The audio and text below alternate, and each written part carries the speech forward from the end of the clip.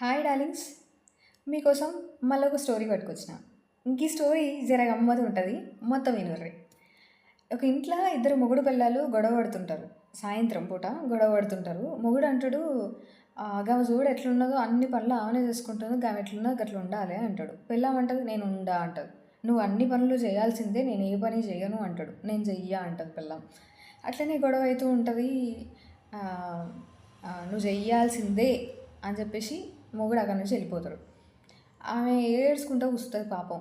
మొత్తం నేను గట్లెందుకు ఉండాలి, ఆమె ఆల్రెడీ ఉన్నది కదా, నన్ను ఎందుకు పుట్టించిండు దేవుడు, మరి నేను అట్లెందుకు ఉండాలి, ఆమె లెక్క ఈమె లెక్క, నా లెక్క నేను ఉంటా, నా లెక్క నన్ను ఎందుకు ఉండనిత్తలేరు అనుకుంటా బాగా ఏడ్చుకుంటా ఆమె ఇష్టమైన దైవాన్ని ప్రార్థించుకుంటా పాపం నైట్ అంతా ఏడ్చుకుంటా ఎప్పుడో మెల్లగా వండుకుంటుంది. మరి దేవుడు ఊరుకుంటాడా? పాపం మంచి భక్తురాలు ఈమె. దేవుడు ఇదంతా వింటాడు. సరే తెల్లారి లేచి ఇంకా పెళ్ళానికి ఎప్పుడు పొద్దున పనే ఉంటుంది కదా. లేవంగానే బయటికి వెళ్ళి ఊడ్చి అలుకు చల్లి కల్లాపి చల్లి ముగ్గేయడానికి పోతుంది. ఆ పని చేసుకుంటూ ఉంటుంది. మొగుడు మెల్లగా లేచి ఆ బ్రష్ చేసుకొని పేపర్ కోసం బయటికి పోతాడు. పేపర్ కోసం ఆడ ఇంటి ముందరికి పోయి తీసుకొచ్చుకోవడానికి పోతాడు. పోగానే బయట చూస్తాడు. బయట ఎవరిని చూసినా ఇలా పిల్లం లెక్కనే కనబడుతుంది. అందరూ అట్లనే కనబడతాడు. పక్కన కూర్చున్న ముసలమ్మ అట్లనే, పక్కింట్లో ముందర కూర్చున్న ముసలమ్మ అట్లనే కనబడుతుంది. ఎదురింట్లో వాళ్ళ ఆవిడ అట్లనే కనబడుతుంది. కూరగాయలు అమ్ముకునేటామె, పూలు అమ్ముకునేటామె, అందరూ ఆమె లెక్కనే కనబడతారు. అమ్మో ఇదేంద్రో కథ, నా కళ్ళు ఏమన్నా మంచిగా లేవా అని ఇట్లా నలుముకొని మరి మళ్ళీ చూస్తాడు. అందరూ అట్లనే కనబడతారు. షాక్ అయ్యి మళ్ళీ ఇలా పిల్ల ముఖాన్ని చూసి, ఏంది ఇది, అందరూ ఒకలాగా కనబడుతున్నారు, నాకు ఏమైంది అని అంటాడు. ఏంది పొద్దున్నైనా సార్ నన్ను పని చేసుకొని ఎవా అంటూ ఒక్కసారి లేచి అందరినీ చూస్తుంది. చూడగానే షాక్ అయిపోయి, ఏంది అందరు నా లెక్క అయిపోయారు, అందరికి ఇట్లా కనబడుతున్నారు ఏంది అని చెప్పి పక్కింటి ముసలామె దగ్గరికి పోతుంది. ముసలామె దగ్గరికి పోయి, అరే అవ్వ నీ మొహం ఎందుకు ఇట్లా అయింది, నా లెక్క అయిపోయింది ఏంది నీ మొహం అనగానే, ఏమైంది అయితే ఏంది, మంచిగానే ఉన్నా కదా అంటది. అట్లా కాదు, నీ మొహం మారిపోయింది కదా అంటే, ఎప్పుడు నువ్వే అందంగా కనిపించాలనా, ఇప్పుడు నేను కూడా అందంగా కనిపిస్తా, మంచిగా ఎంగుగా కనబడుతున్నా, మంచిగా ఉన్నది, ముద్దుగా ఉన్నది నా మొహం అనుకుంటుంది. సరే ఇంకో ఎదురింటి ఆవిడ దగ్గరికి వెళ్తుంది.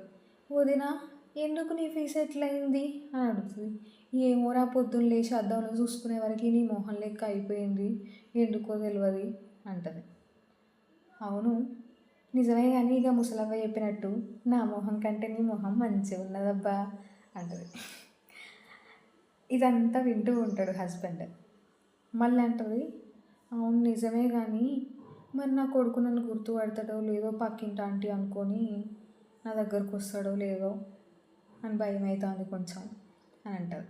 ఈ మాటలంతా వింటూ ఉండగానే అందరూ అక్కడికి వచ్చి చేరుకుంటారు. అప్పటి వరకు ఎవరికి వాళ్ళు ఎలా అంటే, అయ్యో నా మొహం ఎందుకు ఇలా అయిపోయింది అనుకుంటారు. అందరికీ అయ్యిందని తెలియగానే అందరు అక్కడ వచ్చి గుమ్మి కొడతారు. వెంటనే ఈ పెళ్ళానికి డౌట్ వస్తుంది. అయ్యో వీళ్ళందరి మధ్యలో నా మొగుడు నన్ను గుర్తుపడతాడా లేదా అని చెప్పేసి భయం అయ్యి వాళ్ళందరికంటే ఒక స్టెప్ ముందుకు వచ్చి నిల్చుంటుంది. అనుకున్నట్టుగానే ఆ మొగుడికి అదే డౌట్ వస్తుంది. వీళ్ళందరి మధ్యలో నా పెళ్ళాం ఎవరు, నేను ఎట్లా గుర్తుపట్టాలి, అయ్యో దేవుడా ఏంది కర్మ అని చెప్పేసి ఒక్కసారి గట్టిగా దేవుడా అని అరుస్తాడు అనమాట. దేవుడు ప్రత్యక్షమవుతాడు. ప్రత్యక్షమయ్యి ఏందని అడుగుతాడు. వీళ్ళందరూ అసలు ఎందుకు ఇట్లా మారిపోయారు, వీళ్ళందరూ ఇట్లా ఉండొద్దు అంటాడు. దేవుడు నీ వల్లనే అంటాడు. నా వల్లనా, నేనేం చేసినా అంటాడు. అనగానే, మరి నువ్వు నీ పెళ్ళాన్ని అందరి లెక్కుండు అంటాను, ఇట్లుండు అట్లుండు అందరి లెక్కుండు అంటాను. మళ్ళీ ఆ పిల్లనేమో నేను అట్లుంటా అందరి లెక్క అంటుంది. మరి ఆమె నా భక్తురాలు, మరి నేనేం చేయాలి, అందుకే అందరినీ ఆమె లెక్క మార్చిన అంటాడు. అనగానే అందరు షాక్ అవుతారు అక్కడ. అయ్యో అట్లా కాదు దేవుడా, ఇట్లా ఉండొద్దు, అందరు ఇట్లా ఉండొద్దు, వాళ్ళందరినీ మార్చే అంటాడు. నేను ఈ సృష్టిలో ఒక్కొక్కరిని ఒక్కొక్కలాగా పుట్టించిన, అట్లా ఎందుకు పుట్టించిందో నాకు తెలుసు, కానీ నువ్వేమో అట్లా ఉండనిస్తలేవు. భూమి మీద నువ్వు బతుకుంటావు, నువ్వు నివసిస్తావు, సూర్యుడు నీకు వెలుతురిస్తాడు.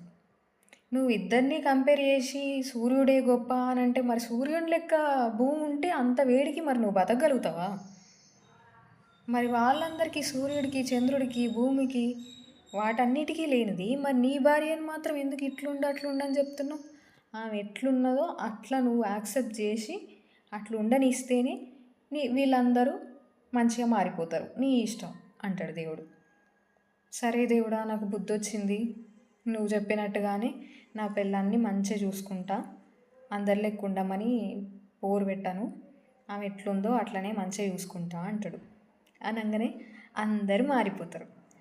ఆమె పెళ్ళాం ఫుల్ ఖుషి అయిపోతుంది. మొగుడు మంచిగా దగ్గర తీసుకొని మంచిగా చూసుకుంటాడు. మీకు అర్థమైంది కదా నేనేం చెప్తున్నాను?